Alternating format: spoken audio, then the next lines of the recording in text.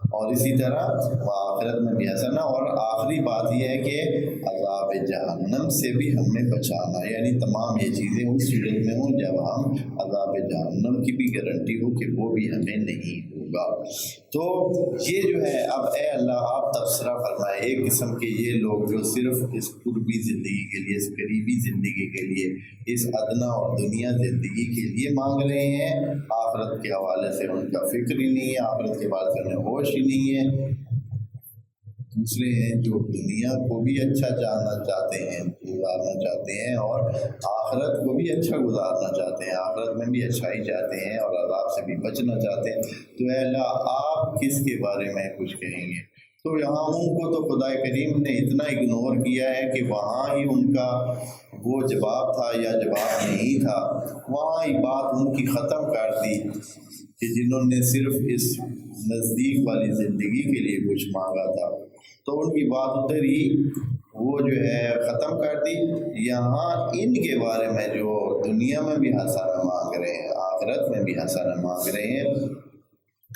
یا خدا کریم تبصرہ فرماتا ہے اولئک لہم نصیب مما کسبوا، یہ والے جو لوگ ہیں ان کو ملے گا، کچھ ملے گا۔ لیکن اللہ نے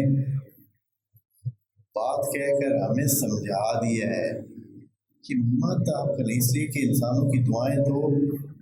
اتنی ہوتی ہیں کہ وہ خود ان سے بھی سنبھالی نہ جائیں۔ تو کہتا ہے کہ اے اللہ مجھے ڈھیروں دے دے، ہاں اس کو ڈھیروں دے دے، اے اللہ مجھے بہت ساری اولاد دے دے، اے اللہ مجھے پتہ نہیں کیا فلاں چیز دے دے، مجھے یہ چیز دے دے۔ یعنی تو یہاں خدا کریم اس حقیقت کی طرف بھی اشارہ فرماتا ہے کہ کیا ہے، اولئک لہم نصیب مما کسبوا، جو انہوں نے کسب کیا ہے اس سے ایک نصیب انہیں ملے گا، سارا نہیں ملے گا۔ ابھی سے خدا کریم، اس لیے کہ انسانوں کی چاہت تو بہت زیادہ ہوتی ہے، انسان کو اگر ایک گھر مل جائے تو پھر اس کا کیا دل کرتا ہے ایک اور ہو، اگر ایک درجے کی گاڑی مل گئی تو پھر کیا ہو، جس کے پاس سائیکل نہیں ہے وہ کیا مانگ رہا ہے، وہ کہتا ہے اللہ کچھ نہ دے بس ایک سائیکل ہی دے دے، ہر روز پیدل چاہتا ہوں، یہ ہے وہ ہے۔ اب اللہ نے سائیکل دے دی، ابھی ہفتہ ہی نہیں گزرا تھا اس کی طبیعت بگڑ گئی، میں کہ یار سارے ساتھ سے گھوم کر کے چلے جاتے ہیں، پیچھے رہ جاتے ہیں، ہاں اس طرح چلا رہے تو اس طرح چلا رہے، اے اللہ وہ نہ ہو موٹر سائیکل دے بس۔ اب جو موٹر سائیکل لیتا ہے اللہ اس کو آسمان کے لیے کبھی دے ہی دیتے، یہ موٹر سائیکل میں کسی طریقے سے موٹر سائیکل کا انتظام ہو گیا اگلے 6-7-8 مہینے میں۔ اب موٹر سائیکل جب آیا تو ادھر جا رہا ہے، ادھر سے ساتھ سے گاڑیاں جاتی ہیں، بارش کا دن ہے، گاڑی جاتی ہے سارا پانی، ہاں موٹر سائیکل والے پہ ڈال کے گاڑی نکل جاتی ہے، اللہ ہوگی، اللہ اسے ماڑی سی سزوکی دے دیتے، ایک ماڑی سی جنا چھوٹے درجے کی گاڑی دے ہی دیتے، جب وہ لے لیتے پھر کیا ختم ہو جاتا، پھر آدمی جو ہے دیکھتا ہے کہ اشارے پہ رکے ہوئے کیا پھر کیا کسی کی طرف دیکھتا بھی نہیں، جس گاڑی میں وہ بیٹھا ہے وہ کس ٹائپ یہ ایسی گاڑی کے ساتھ کہ اللہ یہ تو بڑی مشکل ہے۔ پھر یہاں شادیوں میں جاتے ہیں، پروگراموں میں جاتے ہیں، پھر رشتہ داروں کے ساتھ اپنے گاڑیاں کھڑی کرتے ہیں، پھر دیکھتے ہیں کہ بھائی ہم نے وہ اپنی گاڑی دور ہی کھڑی کر کے آ جاتے ہیں، سب دوسروں کے ساتھ گاڑی میں کھڑی بس کیا ہوتا ہے قابل قیاس ہی نہیں ہے، کتنے انسان مسائل کا شکار ہوتا ہے۔ یہ سارے مسئلے ہوتے ہیں جب انسان کیا کرتا ہے، دوسروں کے ساتھ کمپیئر کرتا ہے، تو پھر اس کے برعکس جو درس لینے والے ہوتے ہیں وہ کیسے ہوتے ہیں، جو درس لینے والے ہوتے ہیں وہ بھی تو ہوتے ہیں، وہ کیسے کرتے ہیں۔ ہاں ایک بندے کے پاس جوتے نہیں تھے، جوتے نہیں ہیں، کیا کرے کیسے؟ بڑا ہی ذہنی کوفت کا شکار کہ بھئی کیسے یہ پھٹے ہوئے جوتے ہیں، ان کی طرف کیسے جائے باہر؟ تو بڑی اس میں اندر سے جو ہے تلخی کے اس میں کہ جوتوں تک جو ہے انسان کے پاس نہ ہو، باہر جاتا ہے انہیں پھٹے ہوئے جوتوں کے ساتھ، دیکھتے آگے سے ایک بندہ آ رہا ہے جس کے پاؤں ہی نہیں ہے۔ شکر ہے کہ پاؤں تو ہے۔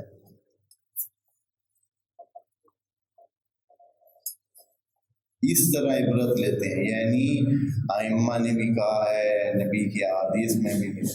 اپنے سے نیچے والے کو دیکھو تو آپ بہت سوکھے رہیں، بہت زندگی آسان رہی۔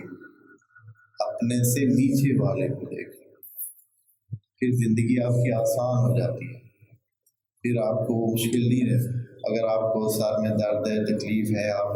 مشکل میں، تو ہسپتال جا کر ایک چکر لگا لیں، پھر آپ دیکھیں گے کہ آپ بہت بہتر ہیں۔ لوگوں کی حالت کیا ہے؟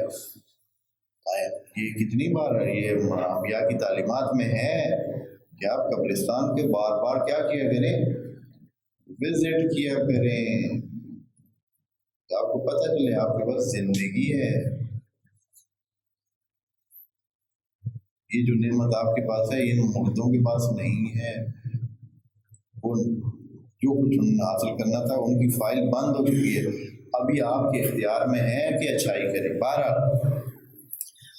فرماتا ہے اولئک لہم نصیب مما کسبوا، یہ مما کسبوا، اور یہاں کسبوا استعمال کیا ہے، یعنی یہ کسبوا بھی اسی جو آپ ذکر کر رہے ہیں اس کے بارے میں ہے۔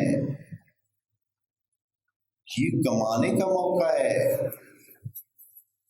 یہ جو اللہ کا ذکر کرنا ہے اور حج کے دوران آپ ہیں، یہ کمانے کا موقع ہے۔ للرجال نصیب مما کسبوا وللنساء نصیب مما کسبنا، جو وہ کسب کرتے ہیں ان کا حصہ اس میں سے ہوگا، جو عورتیں کسب کرتی ہیں ان کا اپنا حصہ ہوگا۔ بس اس کو کسب، یہ تجارت نہیں ہے،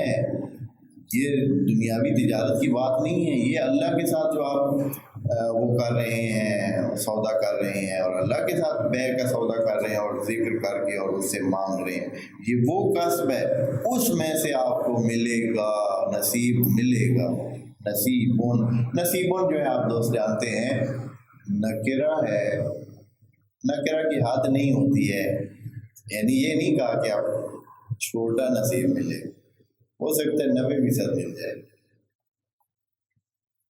ہو سکتا ہے 10% ملے، ہو سکتا ہے 99% تک بھی آپ کو کیا ہو جائے،